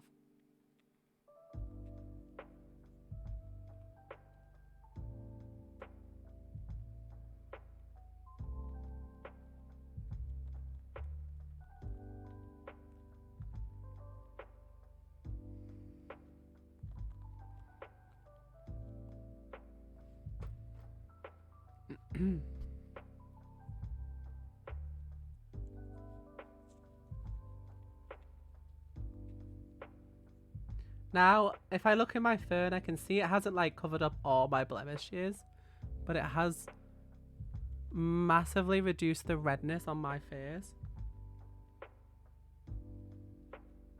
Remember, I do have really bright like studio lights on me right now as well. So like if you were to buy it and find that it didn't say have as perfect coverage, remember everyone's skin has texture. You can't like remove texture from your face. Your skin will always have texture. So like there's nothing wrong with that.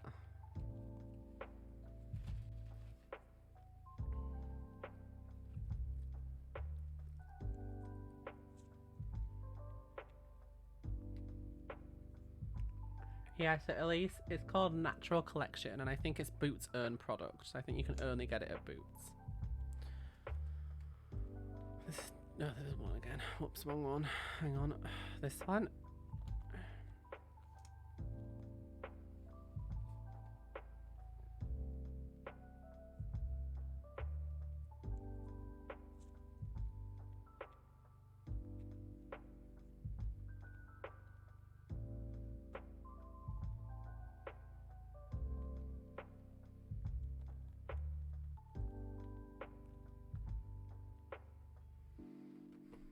Okay, not gonna lie, for like a day-to-day makeup, like just when you just don't want to go too overboard and you just want like a relaxed, easy to do kind of makeup,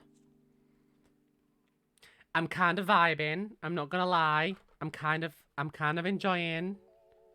Feel like this went really well. Hi, Pearlescent Queen, how are you? Welcome to the stream. It's lovely to see you. Let me put my bangs back down so that we can properly judge together, you guys.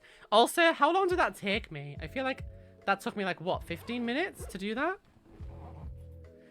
Yes, Grace, on Discord. Oh my goodness.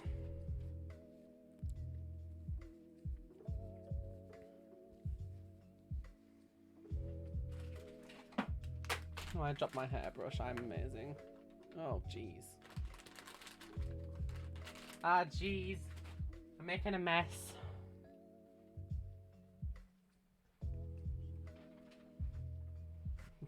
I love how that's my cat's back end. His face is inside, and just his back end is sticking out of the bottom of the bed.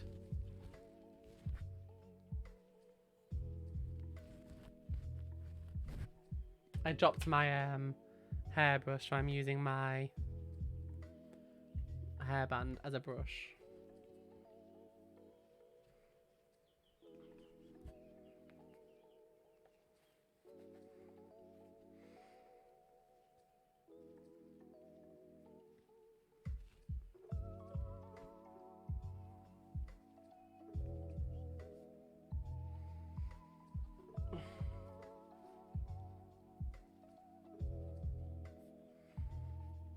Okay, not gonna lie. Kind of vibing.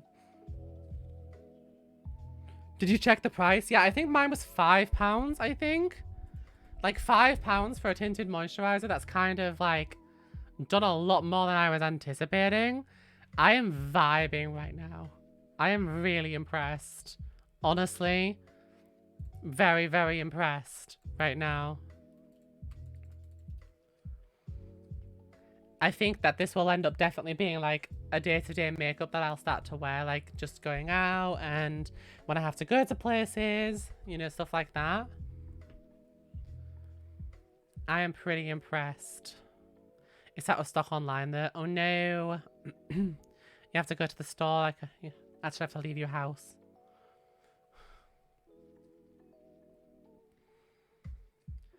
Yeah, and also I put it into my, I tried it on my hand a little bit. It's still there. And it blended really well. So I bought that shade and I bought the shade darker for when I wear fake tan. Honestly, the shade that I matched on my hand, when I first put it on my hand, it did not match. When I rubbed it in, it matched really well. So that's why I was like, I'll try this. And I put it on my face. And when it was on the brush, I was like, there is no way this is going to match. But then I put it on my face. And look at that. I feel like it's the perfect match. I'm actually beyond impressed with that. I need your advice. How can you move on from the past? I know it's not part of the LGBTQ questions. I feel stuck. Neon Layla, this is a fantastic question because it's incredibly difficult and it has to be something that you do for yourself. I suffer really badly from like traumatic episodes when it comes to past mistakes, especially. Like if you've ever made a mistake in your life, obviously it's normal and human to make mistakes. We all make mistakes, but I definitely have periods where I will sit and like just stare into space and have like a really bad like traumatic episode about like mistakes I've made in the past or upsetting people or things that I've done wrong. Like if I've ever made someone sad or anything. Like in the past I've definitely done that. Do you know what I mean? Made mistakes like we all have, and I sometimes relive them in the worst possible way. I'm still something I'm processing and having therapy for to deal with, so I definitely think therapy helps. But in general, like the only real thing that I could really say is that you have to remind yourself that like the person you are today is built upon the person you were previously and the choices that you've made up until now. And sometimes we make bad choices and we make mistakes. We are only human. There is only so much you can do. And I think that sometimes it's good to remind yourself that it's okay to make those mistakes because you can't learn from them if you've never made them before. Do you know what I mean?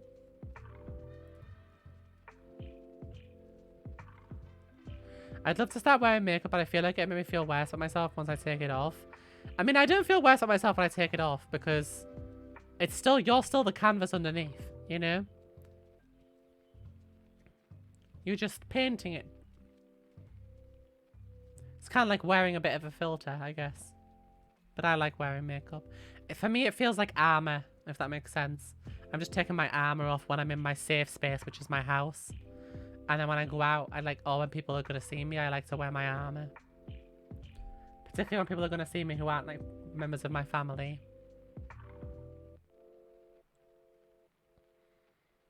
Does anyone know how to actually talk to a therapist though? The best thing is to go. Like, it's hard to explain. You just have to be honest and open and willing to let them in. That's the best thing you can do. If you're unwilling to let them in and like push too hard, I guess, against it, or you don't believe it's going to work, I feel like it makes it harder.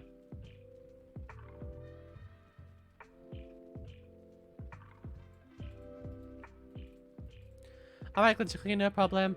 I need to just so you guys know, you're fine for now, but I am going to start wrapping up my PO box soon because I'm going to need to get one, obviously, for when I move. I need a new one. I'll let you guys know once I've got a new PO box. Probably won't be till the beginning of next month. And I will keep the old one for just a bit longer, just in case. So that people who have the already sent stuff still gets there, if that makes sense. Because once they receive it, it takes them a week or two before they send it to me. So I will keep the old one for a month after I move. So that my mom can send me anything that like gets sent to it to my new address. And then I'll have a new one that will replace the old one for you guys to send stuff to if you want to. I think you can definitely become dependent on it, but I think it depends on your mindset. As long as you're doing your makeup because you like it and not for anyone else, I say go for it. Yeah, I mean, obviously you can have a negative association with basically anything in life. But I see it as, like I said, like my armor. I wear it when I go out around people I don't know. But around my family and friends and in my own home, I don't need to wear my armor. Do you know what I mean? Because I know I'm safe with those people and they love and appreciate me for who I am. Does that make sense? How long do we have left? We have 5 minutes left. Oh no, we have 2 minutes left. I didn't realize the time. It's 58 minutes past. I think you can forward your address just in case someone needs something. Yeah, I can, and I will, but it costs to have a PO box. That's the thing. So, like, you have to pay monthly or yearly or 6 monthly to earn a PO box. So I don't want to pay for 2 PO boxes. One for my new address and one for my old one. So I'm going to create a new one, and I will keep the old one for a month. So there's a bit of a lag time. So that after the people start using the new one, there's still a little bit of time for anybody who got confused and still used the old one, if that makes sense.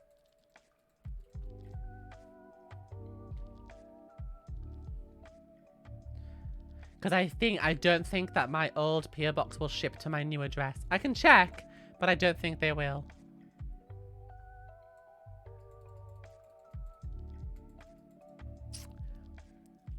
If you're in the same country, I'm sure they would, but...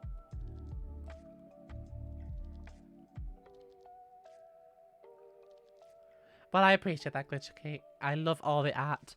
I have fan art on my wall, but you guys can't see it right now, so I'm actually taking it down. And I'm gonna, when I get to my new house, I'm gonna stick it on a wall, like, in a place where you can see it, if that makes sense. I want to put it somewhere where you guys can actually see it on stream, like, here. In my new house.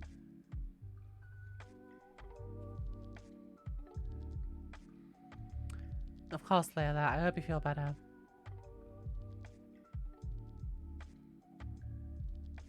I send letters back to people if they put their address on it, but I don't promise when you'll get it because I do them like when I have time and I write them all at once. So people, sometimes it takes me a while.